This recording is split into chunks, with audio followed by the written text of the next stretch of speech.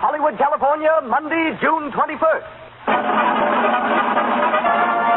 The Lux Radio Theater presents Leslie Howard and Elissa Landi in Monsieur Beaucaire.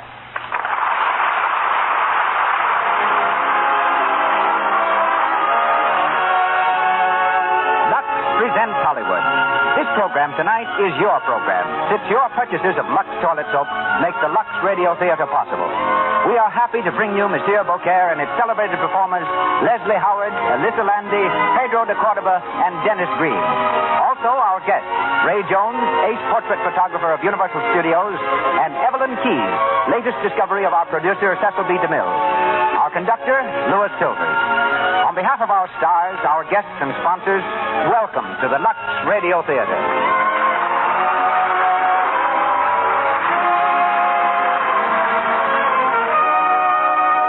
Before we hear Leslie Howard and Elissa Landi and Monsieur Beaucaire, may I tell you what a famous and beautiful woman has to say about feminine charm? Loretta Young. Men say of her, she has what it takes, all right.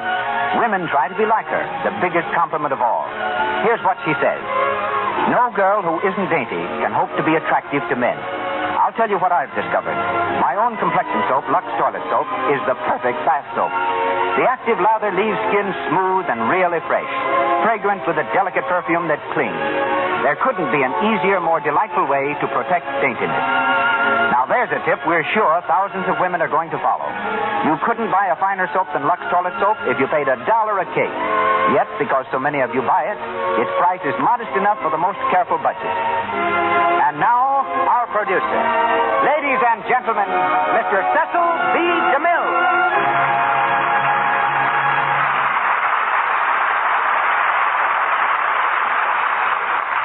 Greetings from Hollywood, ladies and gentlemen. Our play tonight presents what almost any member of the diplomatic corps might call an international situation, relating the romantic adventures of a Frenchman in England. It stars two gentlemen born in London, a native New Yorker, and a lovely lady who first saw the light of day reflected in the canals of Venice. Monsieur Beaucaire brought recognition to Booth Tarkington after 8 years of literary endeavor had earned him exactly $22.50. Last month, the play figured in the news on the passing of Mrs. Ovid Jameson, sister of the author. Mrs. Jameson it was who took the manuscript of Monsieur Beaucaire to Samuel McClure and persuaded him to publish it. She also convinced Richard Mansfield to star in the play version.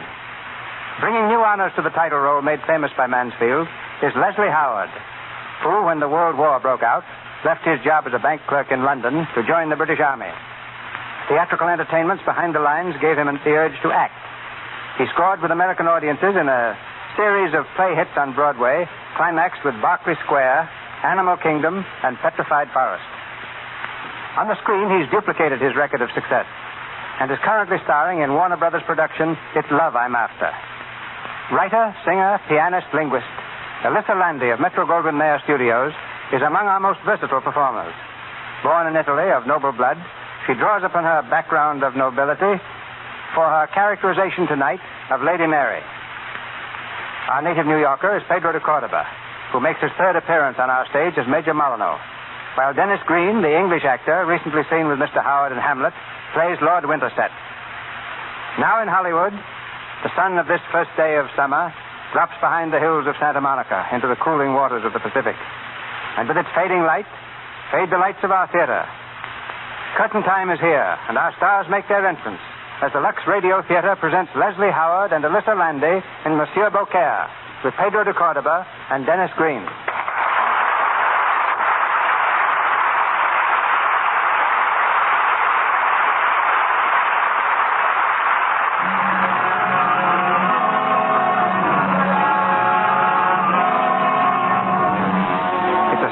In the early part of the 18th century. Off the coast of England, a full-rigged brigantine, bound for Dover, makes slow progress through the heavy seas. On the spray-lashed quarterdeck, Captain Badger, in command of the ship, raps out his orders.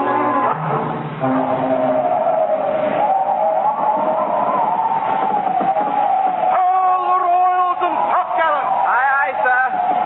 All the royals and top gallants! Nose reef the topsails! Aye, aye, sir. Anything more, Captain Badger? That'll be all. Keep it out of close sail until the blow lets up. Aye, aye, sir. me informed. Aye, sir. Oh, monsieur.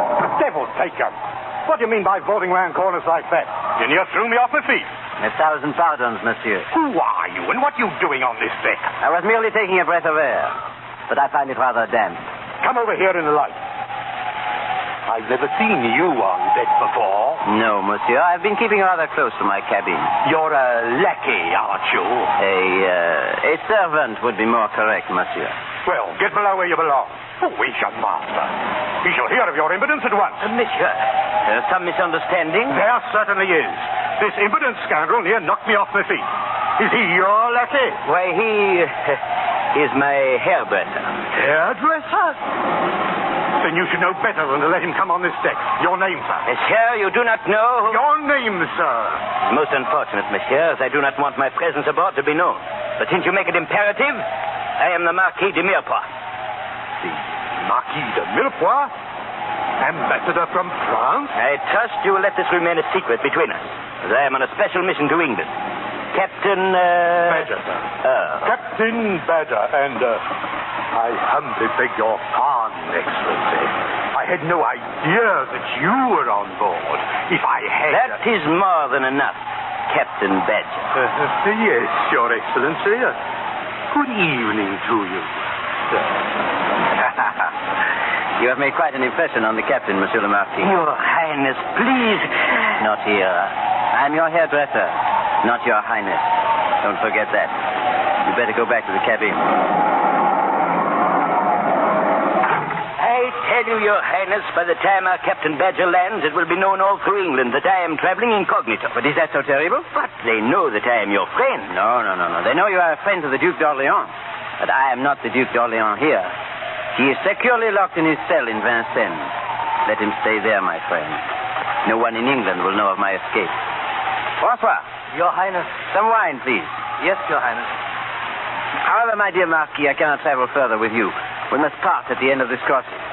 I must travel my way alone. But you cannot do that. I will not hear it. But you are hearing of it. I shall not be known as your hairdresser, of course. I shall become a man in my own right. A Frenchman seeking, what? A cure in the waters at Bath. That will do. They say that Bath is a gay place at this season. Oh, Your Highness. Will you ever become sane again? Never. I shall change my name, of course. I shall be known as Monsieur Beaucaire. Mark the name, friend. Beaucaire. You may hear of it in your travels in England. Your Highness, please give up this mad scheme and return to France. To be shut up in prison again? No. The Duke d'Orléans is dead. Long live Monsieur Beaucaire.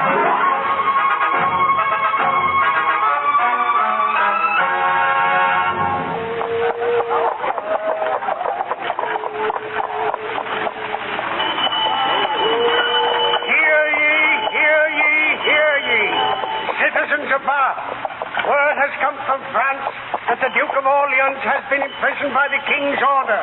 Hear ye, hear ye, hear ye. So, did you hear that, Francois? I'm still in prison in Vincennes. Yes, monsieur. It is very interesting. Oh, very. Shall we continue our walk, monsieur? Yes. I'm delighted with Bath, Francois. I find here a certain... Francois. Monsieur. That lady who is just getting into the carriage. Who is she, do you know? If I'm not mistaken, monsieur, she is Lady Mary Carlisle.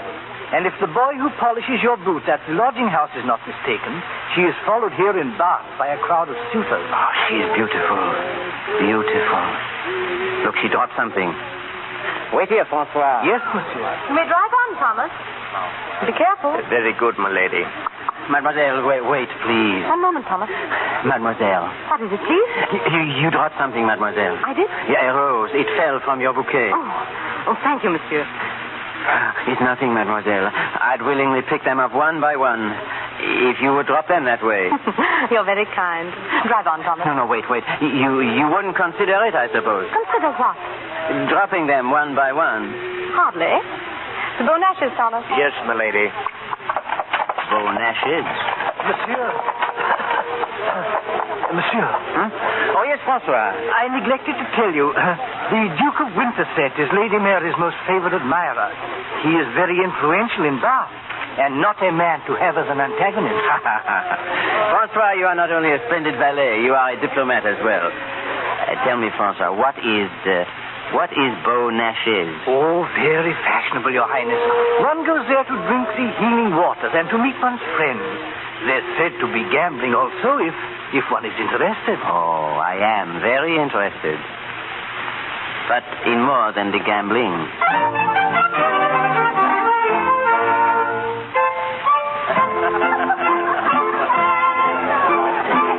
But really, sir, since you've returned to Bath this season, you've told us nothing about the Duc d'Orléans. Why was he imprisoned? You must have heard some news when you were in Versailles, Captain Berger. I don't know more anything about it than you do, Miss Lucy. The story has it that King Louis of France arranged a marriage between his cousin, the Duc d'Orléans, and the Princess Henrietta. Well, we know all that, but what happened, Captain Berger? Well, Miss Charlotte, the princess, it seems, was willing enough. But the young Duke refused the match. Oh, but why? Oh, there was some nonsense about not marrying unless there was true love on both sides. Oh, how romantic. And the king kept him into prison for that? That's what they say. Of course, the Duke is, stupid, to say the least. Miss Lucy. Ah, here is Major Molyneux. Perhaps he'll know something about the Duke. Miss Lucy, I've been looking for you. We want some information about the Duc d'Orléans. Tell us what he's like, Major Molyneux. I've never seen him, but they say he's the best actor in Versailles. He speaks English well, loves cards and the dice, and fortune favors him in both. He's the finest swordsman in France, is gay, debonair, and that's all I know. Ah, but what does he look like? Why not ask a Frenchman? I will. There's a Frenchman stopping here at Bath, Monsieur Beaucaire. We'll find out from him. He's sure to know. Monsieur Beaucaire? Yes, who is this Monsieur Beaucaire? I've heard nothing but Monsieur Beaucaire ever since I've come from France. He seems to have completely captivated the ladies. He's been coming here to Beaunash's every evening for a week. I do believe he's looking for someone. And he's asked about my cousin twice. What's that, Miss Lucy? You mean he's asked after Lady Mary? Yes, it is strange. She assures me that she doesn't know him. The Duke of Winterset said she'll hear of this. He's jealous of her even now. And if this Frenchman is trying to... Here he is now, Captain. Good evening, Monsieur Beaucaire. Ah, Miss Lucy, Miss Charlotte. May I present these gentlemen, Major Molyneux? Your servant, sir. Your servant? And Captain Berger, Monsieur Beaucaire. Monsieur, haven't we met before? I don't believe so, Captain Berger. I'm sure I would have remembered it. But there's something about you that... perhaps I'm mistaken. Yes, perhaps. Monsieur Beaucaire, have you ever seen the Duc d'Orléans? What is it you say? Have you ever seen the Duc d'Orléans? I beg you to forgive me, but that gentleman, the Duc d'Orléans, he has made a great deal of trouble for me in my life. Is it possible? You mean he's your enemy? My very worst enemy. I ask you to forgive me, but I'd rather not speak of him. Just tell us that he's very handsome, monsieur. Now, I've heard he behaves very badly. I can tell you nothing, mademoiselle. If you will excuse me, please. I was about to take a stroll in the garden. Oh, of course, monsieur. Really, I'm all equipment. Monsieur Beaucaire. Monsieur Beaucaire. Yes, Major Molyneux. Forgive me for following you out here, but I must speak to you at once. If I can serve you. You can, monsieur. You are a Frenchman. Well? You may know, monsieur, that I serve the English king, and that I've recently come from the court of France. Aha. I take you to be a man of honor, and I'm trusting you. To be frank, we have private information that the Duc d'Orléans has escaped from prison in Versailles. No, the miserable wretch. Why did he run away?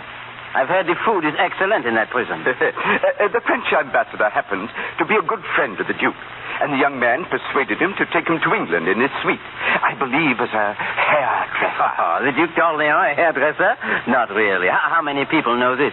In France, the king, the governor of Vincennes, and the English ambassador. In England, Monsieur de Mirepoix, you and I. And you want to arrest the poor little Duke for the King of France? No, monsieur. He has left Monsieur de Mirepoix, and it is my business to find him and protect him. If any harm befell him here, it might bring about serious consequences between England and France. You can see that. Oh, he is important, this young man. I appeal to you in despair, monsieur. If you know of him, if you can give me an idea of him, I beg that you will. Yes. Yes, I think it is time for another glass of the waters, monsieur. Then you're determined not to help me. I do not meddle in important secret matters. Your caution is commendable. There's nothing more dangerous than to possess a secret. Ah, yes, monsieur, there is. There is one thing more dangerous. A woman. True. They go together. No, they do not. You cannot have them both at the same time. Some women... Monsieur, there's but one woman in all the world... There she is over there by the fountain, the lady with the roses. You mean Lady Mary? The Lady Mary, yes. You will present me, monsieur. What? I shall consider it a great favor. I shall ask her permission to present you. But why should she refuse? Because she is a great lady, monsieur. And if you'll forgive me... I am not a great gentleman. Very well, monsieur. I shall have to present myself. Adieu.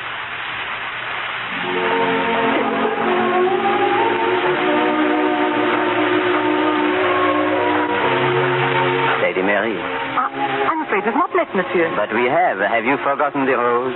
Rose? I've come to ask a favor of you tonight. Once I returned your rose to you. Now I beg that you will give me one.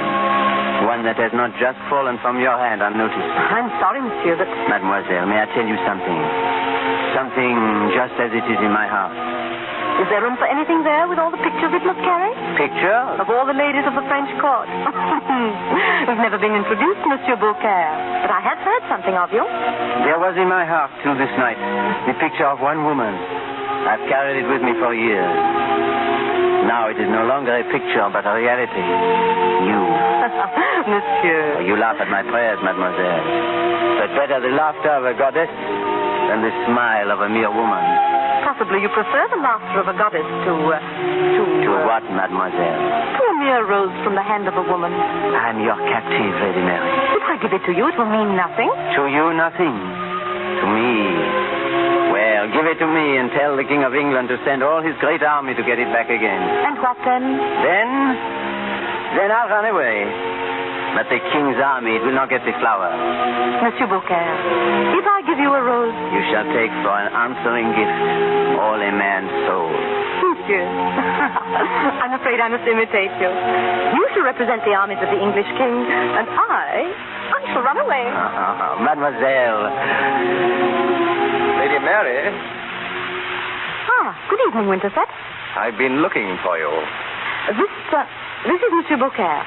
Monsieur, the Duke of Winterset. Your servant, monsieur. I was not aware that you were acquainted with Lady Mary. I took the liberty of making myself known to her. It was a liberty. Oh? Please. Monsieur Beaucaire was once kind enough to pick up a rose I had dropped. That is hardly sufficient reason for his forcing himself upon you. Or is the standard of good manners slightly lower at the French court? Our manners at the French court, monsieur, are governed by one simple rule. Be always courteous, for you never know whom you might be insulting. Perhaps I know more than you think. You know what, monsieur? Captain Badger. Badger. You'll know very soon, Monsieur Beaucaire. Did you call me, my lord? Badger, you told me you recognized this man. I did, my lord. I couldn't place him at first, but I'm quite sure now. What's going on? I've taken it upon myself to inform the rest of the company. What's the matter here? One moment, Major Molyneux. Perhaps you'll tell me what this is all about, Winterset. I will. As you know, my lady, these rooms are for ladies and gentlemen only. I desire you to look carefully at this person. This person who calls himself Monsieur Beaucaire. This is a strange request. There is an explanation. I have come to expel this fellow from the rooms publicly. May I ask the stupid question? Why, monsieur? You come here and thrust yourself among people of fashion and birth, do you? And what were you born that you do this? Were you born a gentleman? No, monsieur. I was born a baby. In all my life, I have never seen one baby who was a gentleman. Have your jokes while you may, monsieur, for hereafter this place will be locked to you. Ladies and gentlemen, this man sailed from France with Captain Badger. He's nothing but a hairdresser for the Marquis de Mirepoix. A hairdresser? You, monsieur, you? I'm a hairdresser, Monsieur Major Molyneux. Is this true, monsieur? Quite true, mademoiselle. Do you stand against me, too?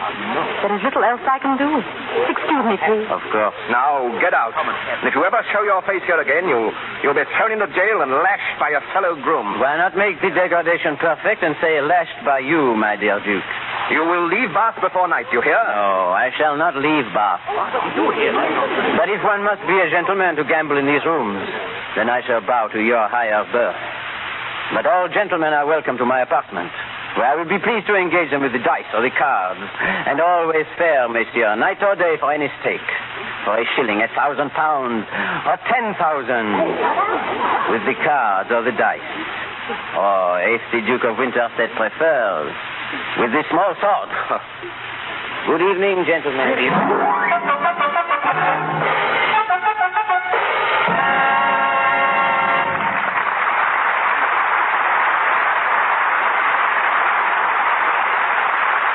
Now we're going to take you for just a moment over to Universal Studios, where a party of visitors is being shown around.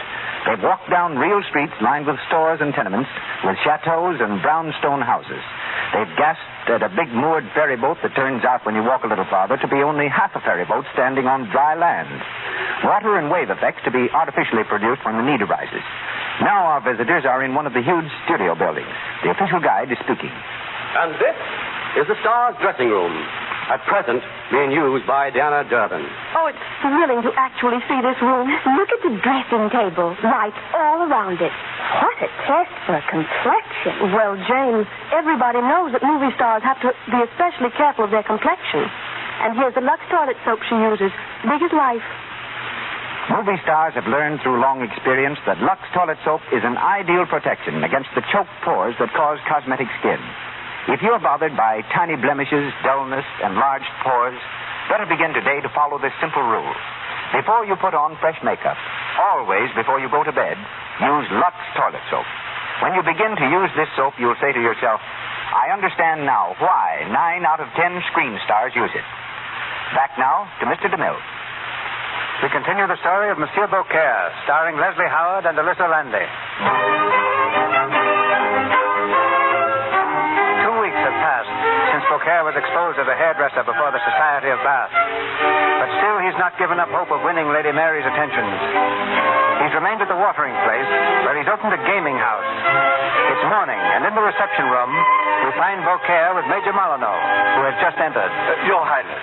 Ah, my friend, my very good friend. I come to serve you, if I must, but first to remonstrate. Remonstrate? To beg that you declare yourself as the Duc d'Orléans. My friend, there is no use. You alone have found me out. But still, I make my little plans. Ah, your plans will break your heart if someone doesn't kill you before that. You're throwing your heart away upon a coronet, a book of heraldry. I tell you, Lady Mary is a stone. Stone to any but a duke. Well, I'm going to be a duke, eh? Perhaps even tonight. What? Listen, my friend. You say I throw my heart away upon a stone. You say she is a coronet and a book of heraldry. But I say she is a woman, and a woman with a heart. Someday you will know I speak the truth. I will prove it to you and to myself. If you would only tell her who you really are. No. I've told you that I still make my little plans. Tonight, some of the high-born gentlemen of the town come to try their luck with the cards. Among them, Milord Winterset. Winterset? Coming here? Oh, he's been coming for a week. As much as he despises me, he loves the money I have permitted him to win.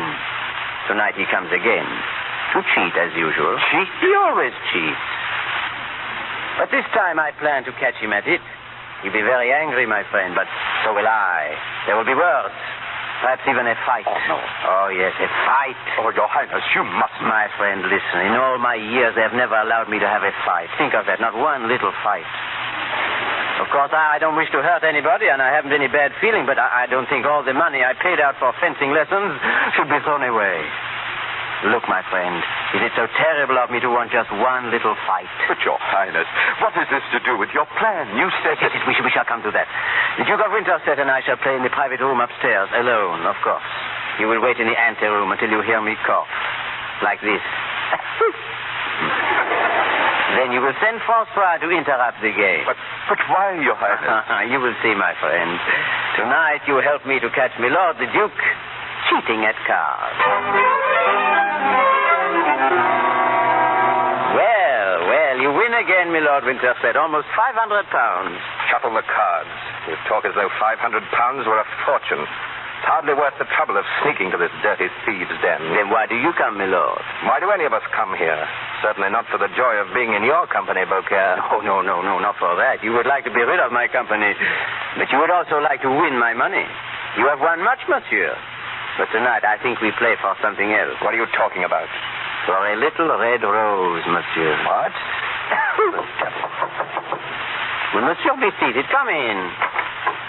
Well, Francois. Monsieur, there's a gentleman here to see you. Ah, yes. If Milord will excuse me, I will see him in the entrance. I'll return in a few minutes. Well, don't be long. I'm going to Lady Rellison's party later, and I haven't any time to waste. I know, Monsieur. Major Molyneux. Yeah, Your Highness. I've given the Duke time enough to set the cards. Go out on the balcony and enter the card room through the window. Stay behind the curtains there. I want a witness. He has worn wide sleeves so he may keep a card or so in readiness. Well, we shall see. This is foolish, Your Highness. Will you please stop saying that? Go along now. I'll return to the room. Well, is Monsieur the Duke ready? Quite ready. And I think, since you were talking of stakes a while ago, that we should raise the stakes tonight. Raise the stakes? You want to ruin me? I say 3 cuts of the cards and triple the stakes. Are you afraid? I think I'm always afraid, Monsieur. I'm afraid of the dark, but that is what makes it fun. Life would be dull if one were not a coward. Then what do you say if we triple the stakes again? What? Triple what we have already tripled?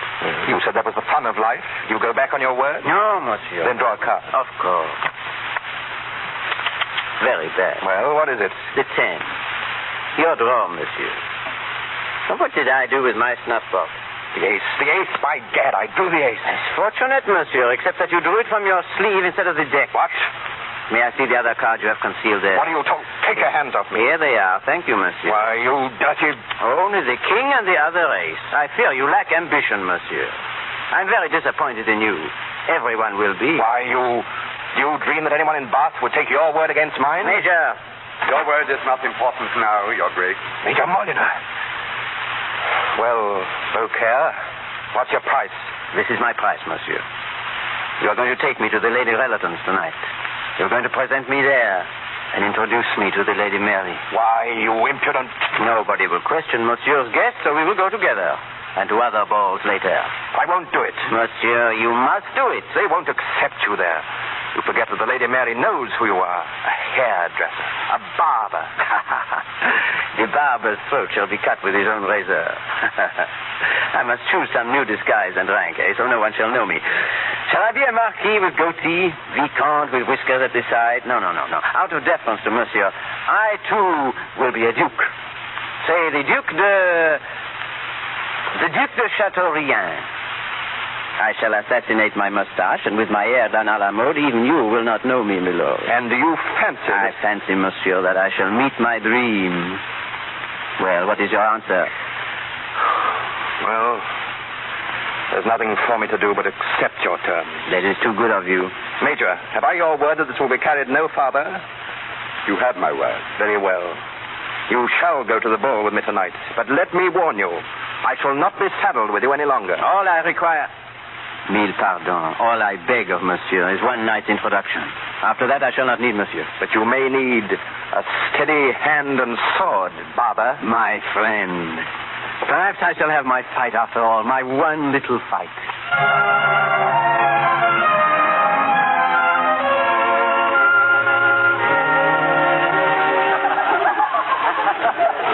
Well, Major, do you think I look like a duke? It's a miracle, Your Highness. You're as different as night from day. Not like Monsieur Beaucaire? No more than I am. Good. The barber has shaved himself, Major. My poor mustachio is gone for good, I fear. What a man will not do for love. I've often wondered at it, Monsieur.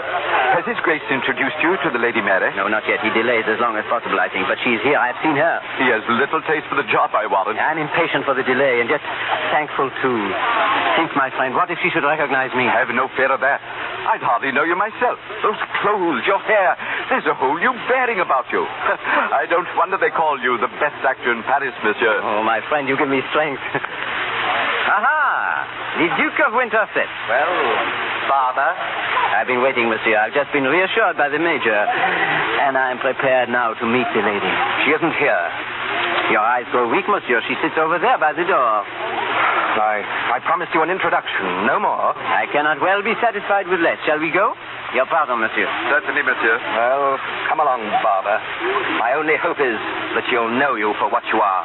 That is my risk, Monsieur. Oh, Lady Mary. Yes, Winterset? May I I have leave, milady, to present a friend of mine. A very old friend, milady. Oh, I should never have asked to be presented. Yes? He has recently come from France, and he is the Duke de Chateaubriand. I'm honored, monsieur. Thank you, milady. The honor is mine. May I escort you to the balcony, Lady Mary? Monsieur, have you forgotten? You were on your way to see Lady Relaton. What? Distinctly, I heard you say so, monsieur. Very distinctly. Oh, yes, of course. Well, excuse me, milady. I shall return in just a few minutes. Well, may I escort you to the balcony, Lady Mary? Thank you, monsieur. The Duc de Chateaubriand? Yes, milady. Yes. You have heard of me, perhaps? I'm sorry, monsieur, but I have not. But you will, milady. You will.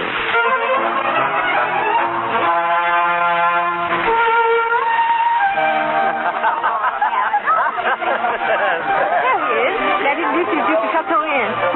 We met at Lady Relaton. Isn't he fascinating? I wonder who he is. Yes, I have. Chateaubriand. And they say Lady Mary is completely captivated by him. But they met only a week ago at Lady Relaton. Yes, I know. That's what I call her. But the Duke of Winterset was the one who presented him last week. And now he's burning with jealousy. It's so amusing. There he goes, out into the garden with her. See him, Badger? Aye, and a favour, my Lord Winterset. I don't like that Frenchman. Like him. Your Grace. Blackie, another glass here. Yes, Your Grace. Is that the way you feel toward him? I hate him. Then why did you introduce him at Lady Relaton? Why? No fault of mine. The knave did me a scurvy turn once. But I've done paying for it. I've done, I say. Your Grace, people are looking. Let them look. Where are you going? Into the garden. Your Grace, come back. Come back, Your Grace.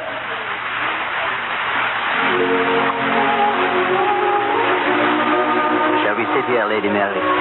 You asked if I would like to walk in the garden, monsieur. And you said yes. Well, we have walked. Now I make another request. May we stop walking, please? If you wish. Lady Mary, this whole week have I known you, and only once have I seen you alone. Has there been any reason to see me alone? The very best of reasons. The first time to tell you that you are the most charming, the most gracious, the most beautiful of all ladies. And now? And now to repeat it all over again. Not with the very same words, monsieur. With the same words, yes. Well, that is stupid, is it not?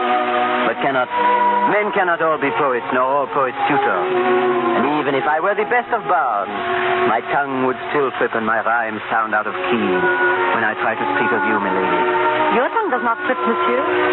It hints rather that you're adept at making pretty speeches. That only proves the inspiration. We English women have come to believe that too great smoothness of speech indicates the artist rather than your true... Your true lover? Mademoiselle, your name in France, we say it Marie. The English way, I think, is so much sweeter. They say Mary. Monsieur? Yes, the English way is so much better. Mary. Monsieur, you say my name... As if it were a prayer. It is a prayer to me. A prayer that I may call you by that name often. I think we should go in. We're forgetting the guests. Must we go in? It would be better. Do you doubt me, milady? Do you doubt my love for you? Is that why you turn from me? That which is so near heaven must ever wear the snow, which is so high. But I'd rather the snow were not so cold toward me. Look at me, Mary. No, please. Why, Mary? I'm afraid that you would see. But toward you, all the chill has gone from the snow. Long, long ago. Oh, Mary, my beautiful. What was that? I heard nothing. There's a man there. A man hidden in the shrubbery. Over here, a Frenchman making love. The Duke of Winterset. A neat lesson, Frenchman. You are adept at fancy speeches. Winterset, please. It is nothing, mademoiselle. His lordship has lingered too long over the bottle. It has given him false courage. Draw your sword. I wear no sword here. Then a worse luck for you. No. The wine has unsteadied your hand, my lord. Are you hurt, monsieur? It's just a scratch on the shoulder. Oh. Stand away and let me run him through. You can't murder the Duke in cold blood. The Duke. My Lord Winterset, what has happened? The Duke of Winterset has wounded an unarmed man. Lady Mary, I would tell you, this so-called Duke is of... Silence! You saw, gentlemen. If he dies under your whip, you saw the villain struck me. Do your duty and be quick. Come with me. One moment, please. Lady Mary, 1,000 pardons to be the cause of such a melee in your presence. You are hurt, Monsieur. Lady Mary. You coward. I will but avenge you, ma'am. Avenge me? Who is this man? Tout de Chateaubriand. Look at him. That's all I ask. Look closely. And remember the day he was expelled from Bone Ashes. Yes, look, mademoiselle. Look at me and remember Monsieur Beaucaire. I was about to tell you, mademoiselle. Wait. You believe me? It seems you waited too long. Let me through. Let me through here. Major Molyneux, my friend, your arm, please. What has happened? The Duke of Winterset has pricked my shoulder. It is nothing. He lingered in the shrubbery until... Enough of this. Take him away. You fool. My friend, this is for me. 1 week from tonight, I shall meet these gentlemen in the assembly rooms. You shall be my second. Monsieur, you're hurt. Take him away. I shall leave myself. But I promise you, Lord Winterset, that when we meet 1 week from tonight, you will again be found in the shrubbery. We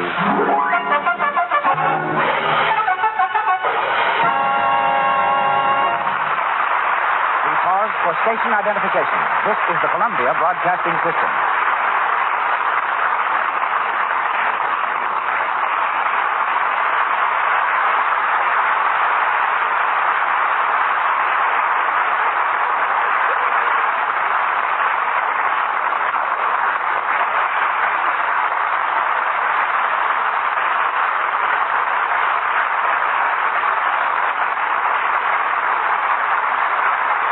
We continue shortly with Monsieur Beaucaire.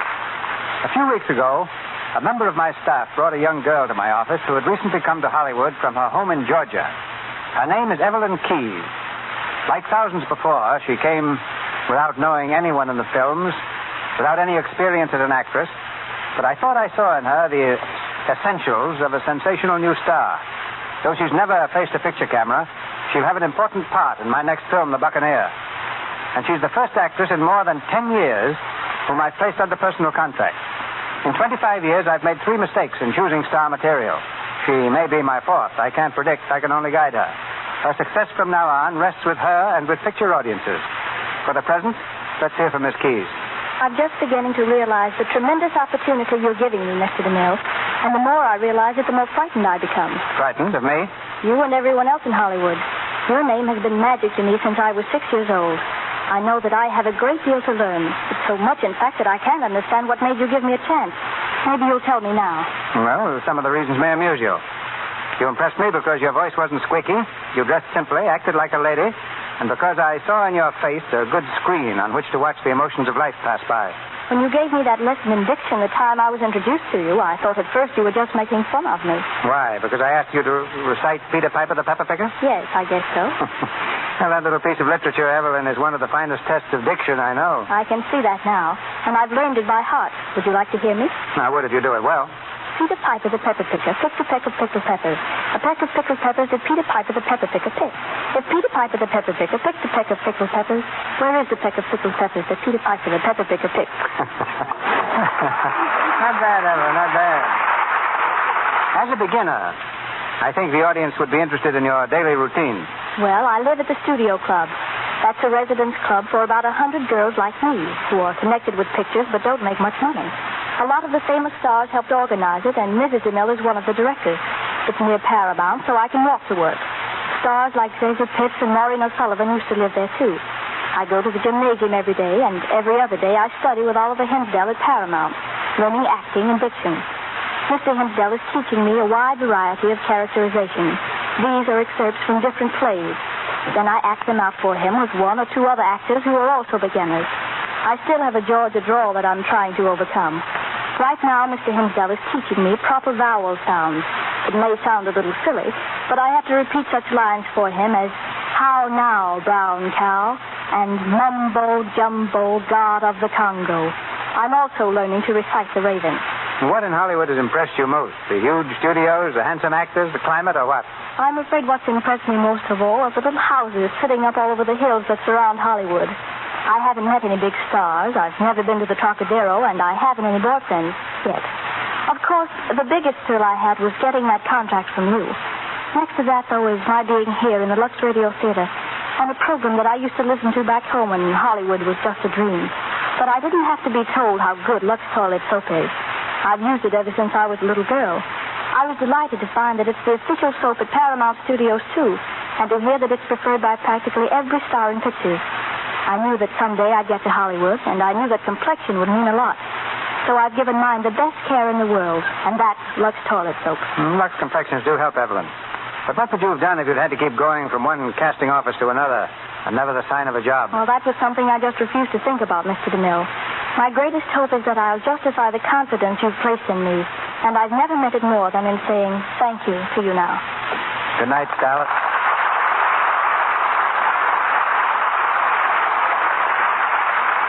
Back to Leslie Howard and Elissa Landi and Monsieur Beaucaire.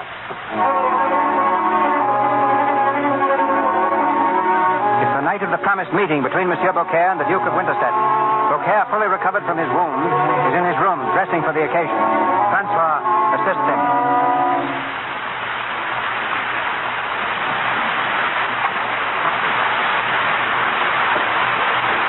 Our very best waistcoat, Francois. We must make a good impression at the assembly rooms tonight. Yes, Your Highness.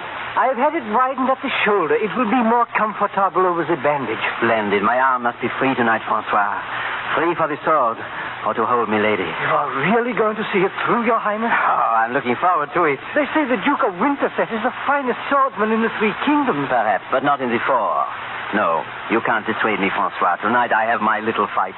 The first fight of my life. Praise God, it may not be your last.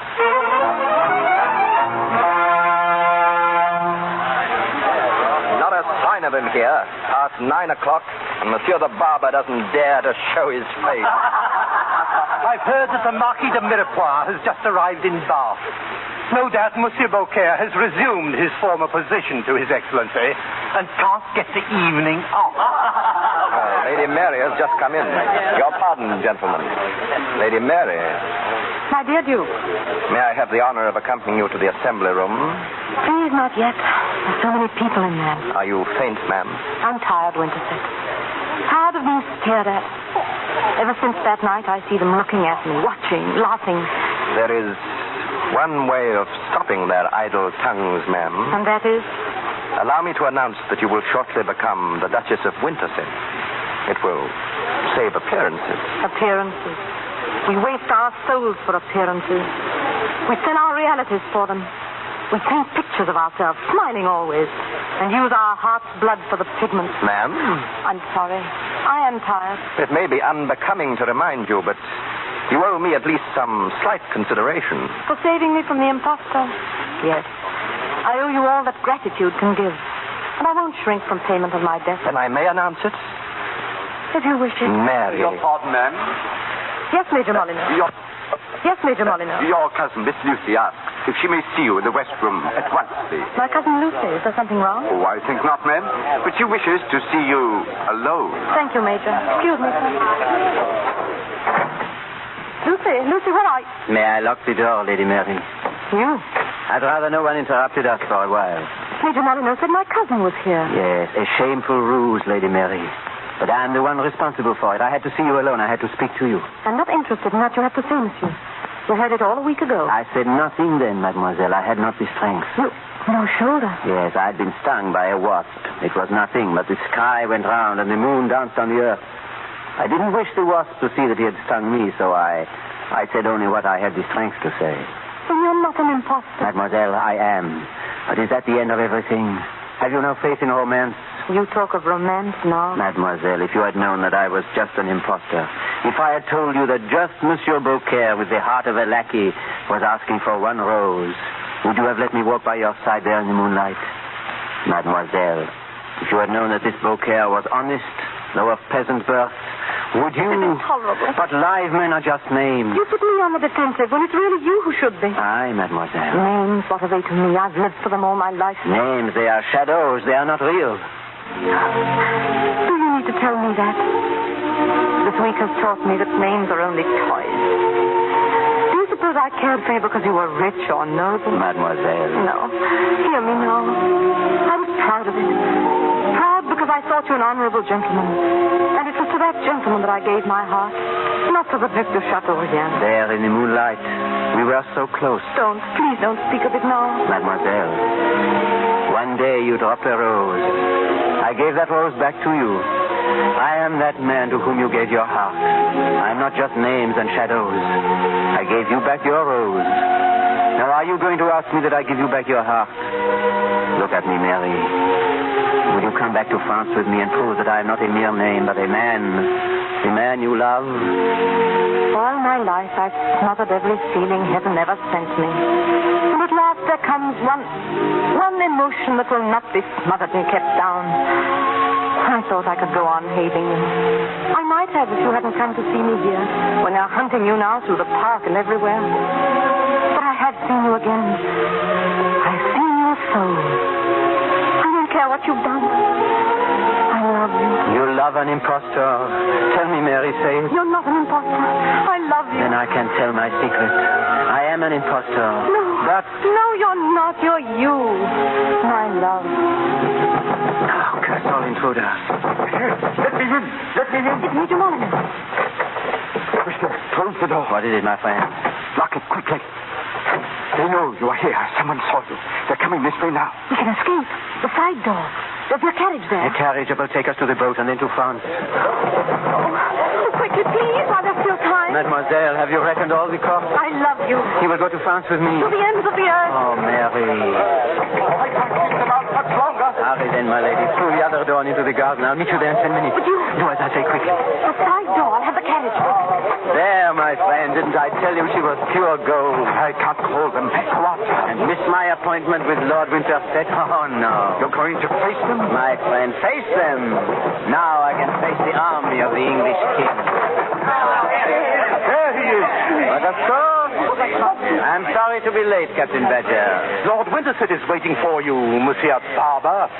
Will you come out into the garden, or must we drag you? Oh, I'll come gladly. This way, then. Major Molyneux, you are my second. Monsieur. You will see that fair play is done.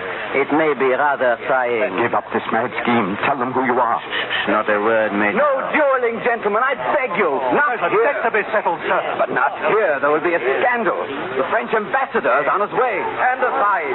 Aha! Milord Winterset. And his second. Good evening, gentlemen. Are you ready, Barber? I've been looking forward to this meeting for a week. We are to use swords, of course. You expect me to fight a cutthroat barber with my bare hands? One doesn't expect Lord Winterset to fight at all, only to talk. Stand aside. Let me through. Lady Mary. Go back to the carriage, milady. This is no place for you. No. Gad, ma'am, do you remember who this man is? Quite well. He's Monsieur Beaucaire. You see, my lord, there are times when even I have cards up my sleeve. On guard. At your service, monsieur. No. Gentlemen, put up your swords. The ambassador of His Most Christian Majesty King Louis of France, the Marquis de Mirepoix. At a time like this, your master, Barber. Monsieur, you saved My dear Marquis, you come to spoil a very good fight. Couldn't you have waited a little while? Monsieur, you need wear your disguise no longer. I know. I've been forgiven again. Oui, His Majesty King Louis His Majesty King Louis has spoiled the only fight I ever had in my life. I shall never forgive him. Lord Winterset challenged me because I've been your hairdresser. My honored gentleman, I frowned against his mad humor, but he insisted. Who is he? One moment. Gentlemen, there is one thing I must ask of you. There is a man here who has forfeited his honor. He played cards with me and cheated. Then, on condition that I would not expose him, he introduced me at Lady Rellerton's ball. He introduced me at the cost of his honor, then betrayed me to redeem it. That liar, that card cheat, that coward. He stands there, Monsieur le Duc de Winterset. By heaven, I'll know the real name of the man who dares bring such a charge. May I? I suppose you must. Gentlemen, permit me to have the honor to present to you His Royal Highness, Prince Louis-Philippe de Valois, le Duc d'Orléans, Duc de Chartres, Duc de Nemours, Duc de Montcorbier, Comte de Beaujolais, First Prince of the Blood Royal, First Peer of France, Lieutenant General of French Infantry, Governor of Dauphiné, Knight of the Golden Fleece, Grand Master of the Order of Notre Dame, of Mount Carmel, of St. Lazarus in Jerusalem, and cousin of His Most Christian Majesty, the King of France. Mon Dieu, what a memory he has. His Royal Highness, the Duc d'Orléans? The Duke of Orleans will hear from me within the hour. Monsieur, And whoever carries your message will receive a sound beating from my servant. Withdraw, please, gentlemen. This way.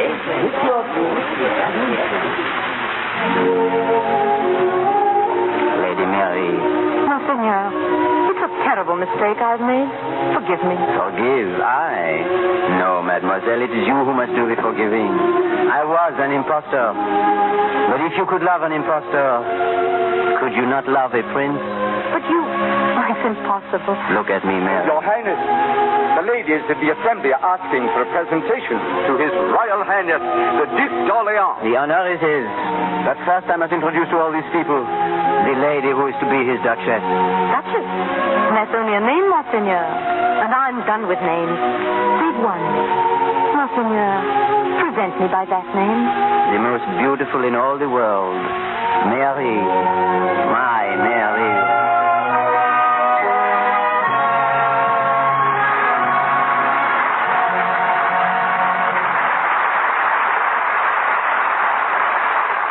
Before Leslie Howard and Elissa Landi join us again, we'll have a word with Ray Jones of the new Universal Studios.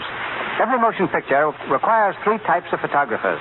The cameraman and crew who film the story, the still man who takes a still picture of every individual scene, and the portrait photographer who shoots those off-screen photographs of your favorites that you see in the newspapers and magazines. Mr. Jones is one of the latter, an expert who, during almost a quarter of a century in Hollywood, has photographed the stars at 6 major studios. Yes, including Paramount, where I recall making 600 pictures for you and Cleopatra. I remember it particularly because 600 is about twice the number we usually take. Mr. DeMille is one of Hollywood's most ardent believers in still and portrait photography. Now, the title of portrait photographer explains itself. But as an ex-still man, Ray, why not a few details on that phase of picture taking? For instance, why are so many still pictures never seen by the public? Many still pictures I made solely to help the director. Every set where a scene is shot, every costume, makeup, and hairdress of important players is photographed. This is to make certain that we'll know tomorrow exactly what the scene and actors look like today. It eliminates movie boners. For instance, in the road back at Universal, pictures were made of even the haircuts of all the leading male players. We turned these pictures over to the barber who cut their hair every 3 days to keep it at the same length. And what about the 10-acre set Universal built for that picture? Well, it's the largest standing set in Hollywood. It has 38 buildings, a public square, a battlefield, cathedral, and railroad station. Some of the other figures might also interest you. There are 10 miles of barbed wire out there and 80 cases of authentic furniture imported from Germany. There were 7 weeks of night work, and the lighting was so powerful that airplanes reported seeing it 113 miles away. During the day, one man was kept at work doing nothing but watching clouds, so the shooting wouldn't be interrupted at a crucial point by the passing of a cloud before the sun. Now, getting back to portraits, Ray, what type of girl photographs best? A girl who has a smooth, soft complexion and a nice coat of suntan. Neither makeup nor photographic skill can take the place of a fine skin. A poor complexion calls for lots of makeup, and lots of makeup takes away the fine effects that we create through lighting. This is known by everyone in Hollywood, particularly the stars whom I know use Lux toilet soap constantly to keep their complexions in perfect condition. I think I can speak for all the photographers in Hollywood in saying Lux soap has made our jobs a great deal easier and our results a lot finer. Women fall into 4 general complexion types. The very dark girl, the very light girl, the red-headed girl, and the suntan girl. She, as I said, is my favorite. She is the only type who can be photographed well without makeup. The best pictures, you see, will always be the ones that look the most natural. And now, my thanks to you all. Fine fade out, Mr. Jones. Our stars shine again as we come now to a brief session with Leslie Howard and Elissa Landi. Thank you, C.B. You know, Elissa, Mr. DeMille and I beg your pardon. That's quite wrong. Mr. DeMille and I used to be neighbors. I rather miss being away. The DeMilles had a very nice tennis court, usually occupied by the Howards when the DeMilles wanted to play. And taking it by and large, you're a pretty good neighbor, Leslie. In spite of the temptations, you never once exercised your polo ponies on my front lawn. Oh, but I might have if I ever had a chance to play polo over here. That's something I usually must wait for till I get back to England. Keeping you busy, are they? Well, I'm too busy for polo. I just finished a picture for Warner Brothers, and I'm just going to begin another for Walter Wanger. That one's called Stand-In. In that, I play the vice president of a bank. You know, I used to be a clerk in a bank once. That shows you what perseverance will do. And reminds me of a charming Lewis Carroll verse about a banker's clerk. He thought he saw a banker's clerk descending from the bus. He looked again and found it was a hippopotamus. If this should stay to dine, he said, there won't be much for us. And I remind you of that, eh? That's very flattering. And very touching. But I think Leslie's poetry in The Scarlet Pimpernel was much better. I'd heard you talk about you doing a sequel to that picture. Well, it's possible, Elissa. I'm going back to England this summer to try my luck at being an actor-producer. We'll do either the sequel to The Pimpernel or a picture called Bonnie Prince Charlie. You were playing in Monsieur Beaucaire tonight makes me think of England, too. I was just a little girl when I first saw the play in London and danced the minuet. That was long before I ever thought of becoming an actress. But I distinctly remember hoping that if I ever did become an actress, I'd have the chance to play Lady Mary. I always thought it was a charming part. So you see, wishes can come true, and once again I'm indebted to that excellent Lux toilet soap. The last time you were here, Elissa, you were hard at work on a play. Have you finished it? Yes, and I finished another novel, too. The play is set in Hollywood. Now all I have to do is to find a publisher for the novel. Good night, Mr. DeMille. Yeah, and if you find any publishers or an odd hippopotamus or two, just think of us. Goodbye. To you, Mr. Howard and Miss Landi, our thanks. Mr. Howard appeared through courtesy of Warner Brothers, Miss Landi, Metro-Goldwyn-Mayer, Mr. DeMille, Paramount, and Louis Silvers, 20th Century Fox, where he is in charge of music for the new film, Wee Willie Winkie. And here is Mr. DeMille. Next Monday night, the Lux Radio Theater presents what is probably the greatest, certainly the most exciting newspaper play ever written. The Front Page by Charles MacArthur and Ben Hecht. The play brings to our stage one of the most remarkable gentlemen of our generation, a newspaper man who has brought a new style to journalism, a new idiom to the English language, and a new star to Hollywood, Walter Winchell. And starring with Mr. Winchell, Joan Bennett and James Gleason. One of the great news stories of the week, and one of the great enterprises of the age, is the round-the-world flight of Amelia EarharT. Tonight, Miss EarharT is in Java. And next Monday night, if she continues her flight on scheduled time, she will be here as our special guest in the Lux Radio Theater to tell you in person for the first time since her return something of her adventures on the trip. However, if Miss EarharT is delayed en route, she has graciously consented to keep her date with us here on July 5th.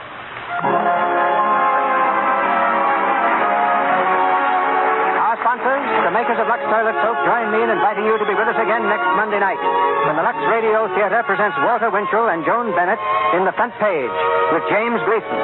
And if possible, as special guest, Miss Amelia EarharT. This is Cecil B. DeMille saying good night to you from Hollywood.